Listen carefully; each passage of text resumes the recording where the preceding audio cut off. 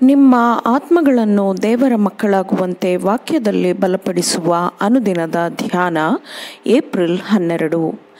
Ellen G white ರವರ sons and daughters of god ಎಂಬ ಪುಸ್ತಕದ 103ನೇ ಪುಟ. ಶೀರ್ಷಿಕೆ: ದೇವರ ಬಗ್ಗೆ ತಿಳಿದುಕೊಳ್ಳಲು ಸಮಯವನ್ನು ಕಳೆಯಬೇಕು. ಈ ದಿನದ ಸತ್ಯವೇದದ ವಾಕ್ಯ: ಶಾಂತವಾಗಿರ್ರಿ, ನಾನೇ ದೇವರಾಗಿದ್ದೇನೆಂದು ತಿಳಿದುಕೊಳ್ಳಿರಿ.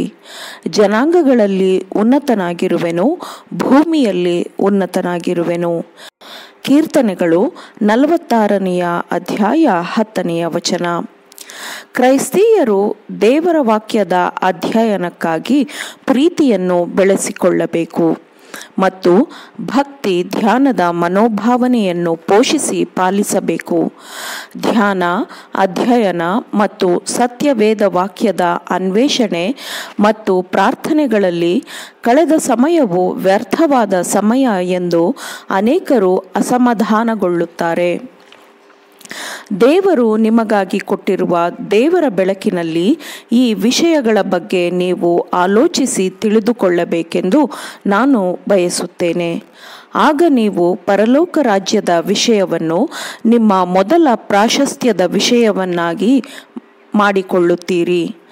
ನೀವು ನಿಮ್ಮ ಹೃದಯವನ್ನು ಪರಲೋಕದವುಗಳ ಮೇಲೆ ಇರಿಸಿದರೆ ಅದು ನಿಮ್ಮ ಎಲ್ಲ ಗುಣ ಒಲವುಗಳಿಗೆ ಚೈತನ್ಯವನ್ನು ಕೊಡುತ್ತದೆ ಮತ್ತು ನಿಮ್ಮ ಎಲ್ಲ ಕರ್ತವ್ಯದ ಕಾರ್ಯಗಳಲ್ಲಿ ಜೀವವನ್ನು ತುಂಬುತ್ತದೆ.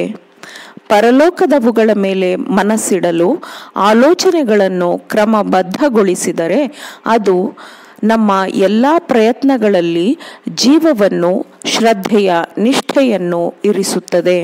ದೈವಿಕ ಸ್ವಭಾವದ ಪಾಲುಗಾರರಾಗಲು ಬಯಸುವ ಪ್ರತಿಯೊಬ್ಬನೂ ಭೋಗದ ಮೂಲಕ ಈ ಲೋಕದಲ್ಲಿ ಇರುವ ಭ್ರಷ್ಟತೆಯಿಂದ ಪಾರಾಗಬೇಕು ಎಂಬ ಅಂಶವನ್ನು ಗ್ರಹಿಸಿಕೊಳ್ಳಲಿ. ಮನಸ್ಸಿನ ದುಷ್ಟ ಕಲ್ಪನೆಗಳ ವಿರುದ್ಧ ಆತ್ಮವು ನಿರಂತರವಾಗಿ ಶ್ರದ್ಧೆಯಿಂದ ಹೋರಾಡುತ್ತಲೇ ಇರಬೇಕು. ಆಲೋಚನೆಯಲ್ಲಾಗಲಿ ಅಥವಾ ಕ್ರಿಯೆಯಲ್ಲಿ ಆಗಲಿ ಪಾಪ ಮಾಡುವ ಶೋಧನೆಯ ವಿರುದ್ಧ ದೃಢವಾದ ಪ್ರತಿರೋಧವಿರಬೇಕು. ನೀವು ಬಿದ್ದು ಹೋಗದಂತೆ ಕಾಯಲು ಶಕ್ತನಾಗಿರುವವನ ಮೇಲಿನ ನಂಬಿಕೆಯ ಮೂಲಕ ಪ್ರತಿಯೊಂದು ಕಳಂಕದಿಂದ ಆತ್ಮವನ್ನು ರಕ್ಷಿಸಿಕೊಳ್ಳಬೇಕು. ನಮ್ಮ ನಿತ್ಯ ರಕ್ಷಣೆಯ ವಿಷಯಗಳ ಬಗ್ಗೆ ಸಮಚಿತ್ತದಿಂದ ಮತ್ತು ಪ್ರಾಮಾಣಿಕವಾಗಿ ಯೋಚಿಸುತ್ತಾ ಸತ್ಯವೇದದ ಸತ್ಯವಾಕ್ಯಗಳನ್ನು ನಾವು ಧ್ಯಾನಿಸಬೇಕು.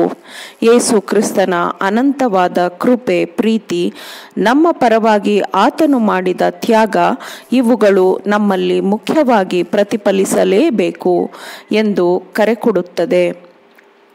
ನಮ್ಮ ಪ್ರೀತಿಯ ವಿಮೋಚಕನು, ಮಧ್ಯಸ್ಥಿಕನು ಆದಾತನ ಗುಣಸ್ವಭಾವಗಳ ಮೇಲೆ ನಾವು ನೆಲೆಸಬೇಕು. ರಕ್ಷಣೆಯ ಯೋಜನೆಯ ಅರ್ಥವನ್ನು ಗ್ರಹಿಸಿಕೊಳ್ಳಲು ನಾವು ಪ್ರಯತ್ನಿಸಬೇಕು. ತನ್ನ ಜನರನ್ನು ಅವರ ಪಾಪಗಳಿಂದ ರಕ್ಷಿಸಬೇಕು ಎಂದು ಬಂದ ಆತನ ಉದ್ದೇಶದ ಬಗ್ಗೆ ನಾವು ಧ್ಯಾನಿಸಬೇಕು.